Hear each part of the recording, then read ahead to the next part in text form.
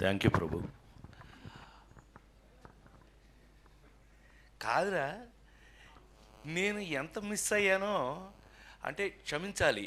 ఇలా ఉంటుందని మీరందరూ వస్తున్నారని నిన్న కనుక అచ్చన నీ సంగతి బయటికి వెళ్ళక చూసుకుందాం. మనం ఎప్పుడూ ఉన్నదే కదా. వీళ్ళందరి నుంచి పక్క తీసుకెళ్ళి అచ్చన నేను మళ్ళీ పైకి హలో అని ఎరా అలిగా ఏడు ఎక్కడ లంచి ఆడుకు ఇలా మనకు అలవాటే కదా. సత్యంగా నిన్న నేను ఎన్టీఆర్ అవార్డు తీసుకోవడానికి విజయవాడ వెళ్ళాల్సి వచ్చింది. చప్పట్లు కొట్టరా? బుద్ధి ఉందా లేదా నాకు? ఎన్టీఆర్ అవార్డు అని చప్పట్లు కొట్టరా? ఏంటి బ్రెయిన్ పోయిందా అందరికీ? చెప్పి కొట్టించుకోవడం ఏంటన్నయ్య? దానికి కొట్టకపోతే నీకు సిగ్గు లేనట్లు లెక్క.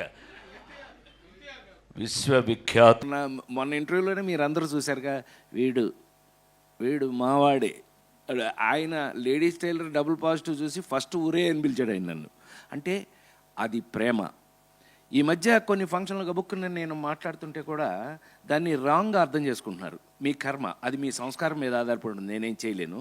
ఒకవేళ తప్పుగా అర్థం చేసుకున్నట్టయితే మీ సంస్కారం.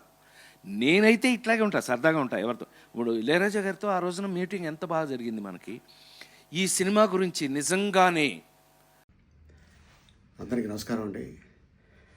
నిన్న కృష్ణారెడ్డి గారు పుట్టినరోజు సందర్భంగా ఈవెంట్లో అనుకోకుండా ఆయనకి మాట తుల్లింది అది సరదాగా అని.